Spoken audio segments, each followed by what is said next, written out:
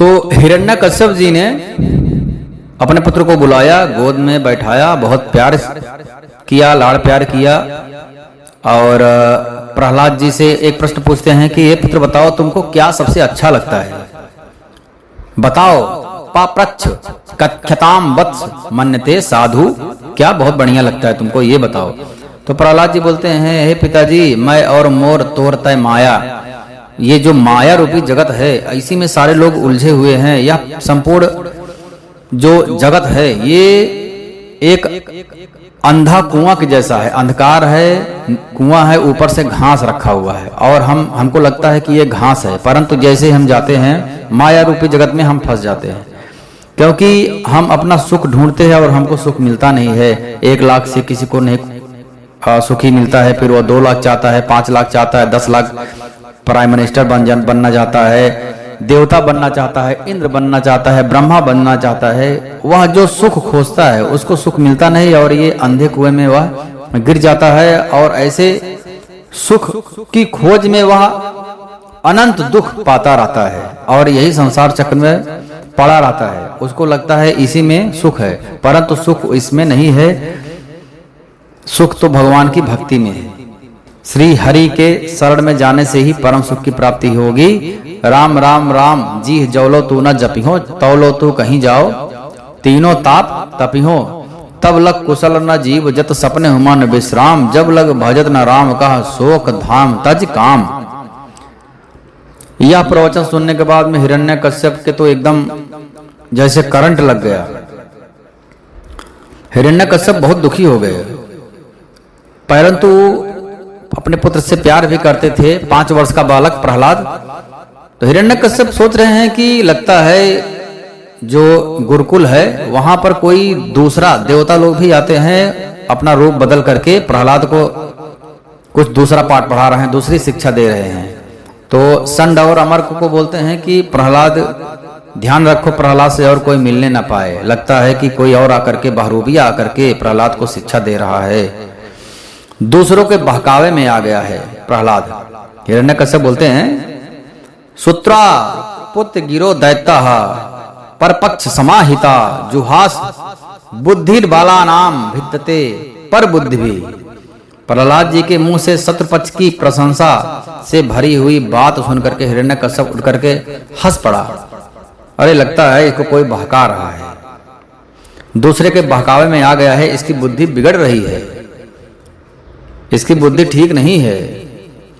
ये भगवान हिरण्यकश्यप नहीं बोल रहा है, भगवान किसी और को समझ रहा है जो कि अयोग्य है। भगवान हो ही नहीं सकते, हो होते तो मेरे सामने आते, मैं कब तक का उनको वध कर चुका होता। जाना पड़ता है गुरु जी के घर पर भगवान विष्णु के पक्षपाती कुछ आ रहे हैं, ब्राह्मण वेश बदल कर रहा है, ऐसा बोल रहा है वो।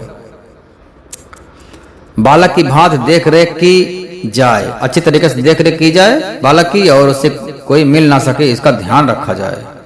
इस तरीके से संड और अमर को हिरण्यकश्यप ने कहा कि इसकी अच्छे से शिक्षा करो, क्या शिक्षा तुम लोग दे रहे हो, ये सब गलत बोल रहा है, ये थोड़ी धर्म है। तो संड और अमर लेकर के आते हैं, प्रहलाद जी क्या कर रहे हैं, जैसे चुंबक के पास लोहा स्वयं खिंच जाता है, ऐसे ही मेरा जो बुद्धि है वह भगवान के पास अपने आप ही खिंच जाता है, उसमें कोई कुछ करने की जरूरत भी नहीं पड़ती, आप कितना भी शिक्षा दो, लेकिन मेरा जो हृदय है भगवान में अपने आप चिपका हुआ है, तो मैं उसमें क्या कर सकता हूँ, मेरे बस में ही नहीं है। बोला जाता है कि जो होनहार वीरवान के होत चीकने पात, बचपन से ही समझ में आ जाता है, यदि कोई प्रतिभाशाली है तो बचपन से ही समझ में आ जाता है। यह सुनने के बाद में संड और अमर गुस्सा हो गए, बोले लगता है हमारी भी नौकरी खा लेगा क्या ये। बोलते हैं, अरे कोई मेरा बेत तो लाओ। प्रहलाद को डरा रहे हैं, कोई मेरा बेत लाओ, उसको अभी लगता है बेत से मारना पड़ेगा, वो निडर हो गया है, इसके बाद वह अच्छा समझेगा। कुछ समय के बाद पूरा शिक्षा उच्चा हो गया, फिर से संड और अमर ने अच्छे से दे दिया उनको कि भगवान हिरण्यकश्यप ही सब कुछ हैं, वही जो करते हैं वही होता है, उनके ही अंडर में देवता दानव मानव यक्ष गंधर्व नाग किन्नर पवन देव अरुणदेव वरुणदेव यमदेव सब सारे देवता, पृथ्वी अग्नि जल वायु आकाश सब लोग इंद्र, देवराज इंद्र सब लोग भगवान हिरण्यकश्यप के सामने अपना सिर झुकाते हैं, उनकी ही आज्ञा से चलते हैं। धरती भी यदि डोलती है तो उनकी आज्ञा से डोलती है, इसलिए वही भगवान है और कोई भगवान इस दुनिया में है नहीं। सब लोग बोलो भगवान हिरण्यकश्यप की जय। उनके नाम से यज्ञ होता है, उनके नाम का हवन होता है, उनके नाम से दान होता है, और यज्ञ जो होता है उसका जो भोग हिरण्यकश्यप ही करते हैं। इस तरीके से अनेक प्रकार का शिक्षा संड और अमर्क ने दिया, जो कि शुक्राचार्य के पुत्र थे।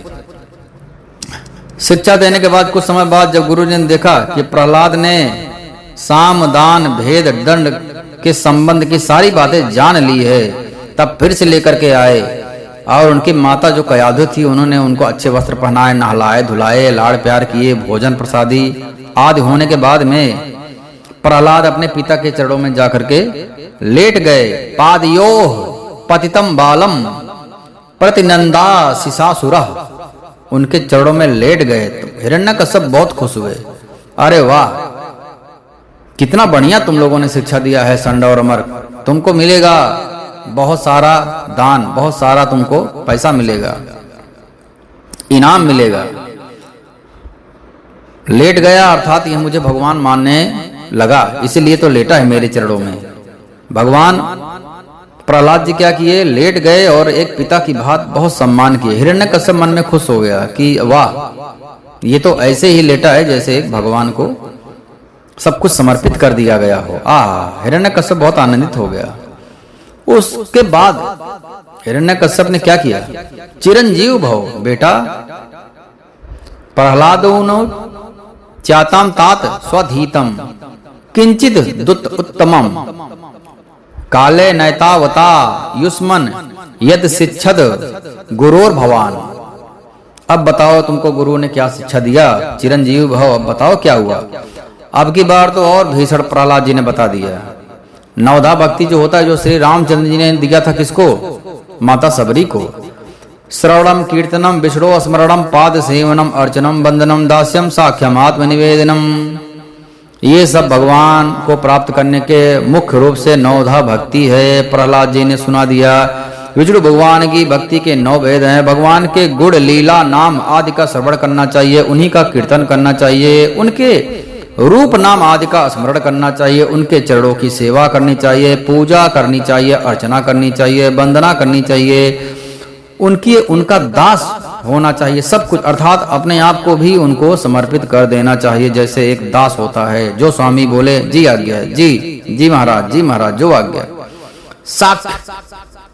उनका सखा के जैसा उनसे भाव करना चाहिए। अपने आप को भी चढ़ा देना चाहिए। अनन्य भक्ति, इसको ही बोलते हैं, अपने आप को भी भगवान को अर्पित कर दो। तो इस बार तो और भीषण ज्ञान दे दिए भक्त प्रहलाद जी, जिससे हिरण्यकश्यप एकदम अब उनको आग बबूला हो गए। अब प्रहलाद बोलते हैं, लगता है ये प्रहलाद, ये मेरा बेटा भगवान विष्णु के रूप में ही मेरा बेटा आया है। भगवान विष्णु स्वयं आ गए हैं इसके रूप में। इसको तुरंत ही लेकर के जाओ और इसको तुरंत मार डालो। क्रोध के मारे प्रहलाद के पिताजी क्रोध के मारे एकदम से उनके होंठ कटपड़ाने लगे। बोले लेके जाओ तुरंत, इसका प्राण हर लो, इसको मार डालो, यह मेरे शत्रु का मित्र है। और लगता है शत्रु का मित्र नहीं है, मेरा शत्रु ही प्रहलाद के रूप में आ गया, इसीलिए बोले कि तुरंत इसको मार डालो। भगवान विष्णु ही साक्षात आ गए हैं लगता है प्रहलाद के रूप में, इसलिए इसको तुरंत, इसको पहला काम करो, इसको मारो, फिर अपना खाना पीना चालू करना। सैनिकों का आदेश पा करके उनके जो राक्षसगढ़ थे तलवार त्रिशूल लेकर के सब लग पड़े, मारने के लिए तैयारी कर लिए। अब मारे कैसे मारे। अब प्रहलाद का जो ध्यान है भगवान के चरणों में एकदम से रमा हुआ है। बोलते हैं पिताजी संसार के लोग तो पिसे हुए को पीस रहे हैं, चबाए हुए को चबा रहे हैं। अर्थात हम जैसे इंद्रियों का सुख ग्रहण कर लेते हैं, हम फिर से वही सुख ग्रहण करना चाहते हैं, फिर से वही सुख ग्रहण करना चाहते हैं। अर्थात हम जो ग्रहण कर लिए हैं सुख, फिर से वही चल रहा है, चबाए हुए को चबा रहे हैं, पिसे हुए को खा रहे हैं। ये हमारी मूर्खता ही है ना, परंतु हम तृप्त नहीं हो रहे हैं। जननेंद्रियों का सुख बहुत अच्छा लगता है, रसेंद्रियों का सुख बहुत अच्छा लगता है, वही हम बार बार खाते पीते हैं और तब भी हमको ना तो तृप्ति होती है, ना हम कभी मन में सोचते हैं कि आखिर हमको तृप्ति किस काम से होगा, वो काम क्यों नहीं किया जाए जिस काम से सारा तृप्ति नष्ट हो जाए। यस्मिन विज्ञाते सर्व विज्ञानात् भवति, जिसके एक के जानने से सब कुछ जाना पड़ता है। एक के जानने से अब कुछ नाथ न चाहिए मोरे, दीन दयाल अनुग्रह तोरे। भगवान को जानने के बाद में कुछ जाना हुआ बाकी ही नहीं रह जाता। पर आनंद स्वरूप परम ब्रह्म बोला गया। भगवान परम आनंद है, उनको एक बार प्राप्त करने के बाद में कुछ भी आनंद की इच्छा ही नहीं होती है। वह हम क्यों ना प्राप्त करें। और ये हमेशा वही चबाए हुए को चबा रहे हैं, पीसे हुए को फिर से वही पीस रहे हैं। प्रहलाद जी अपने पिता को ज्ञान का उपदेश सुना रहे हैं।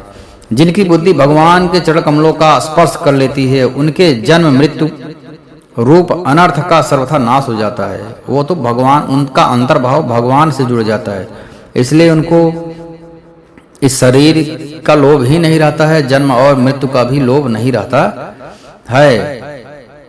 उसके बाद प्रहलाद को जो हिरण्यकश्यप ने गोद में उठाया था, उठा करके पटक दिया नीचे, बोला दैत्यो इसे यहाँ से बाहर ले जाओ, तुरंत इसको मार डालो, ये भगवान विष्णु ही है, उन्हीं के रूप में आए हुए हैं। अब युधिष्ठिर सुनो, नारद जी बता रहे हैं मारने का प्रयास। सूलों की मार से पहले तो सूल की मार से सोचे कि प्रहलाद को मार देंगे, उनके शरीर पर कोई असर ही नहीं हुआ। तब हिरण्यकश्यप की बहुत बड़ी शंका हो गई। अब वह प्रहलाद को मार डालने के लिए बहुत बड़े बड़े प्रयास करने लगा।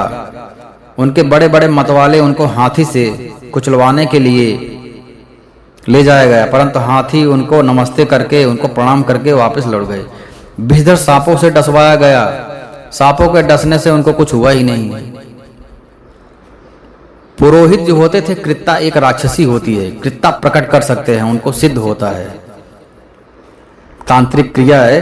तो कृत्या प्रकट करके कृत्या से मरवाया गया, परंतु कृत्या भी भगवान को प्रणाम करके अंतर्धान हो गई। फिर प्रहलाद को क्या, कैसे मरेगा प्रहलाद को पहाड़ की चोटी पर लेकर के जाकर के बहुत ऊंची चोटी पर उनको धक्का दे दिया गया।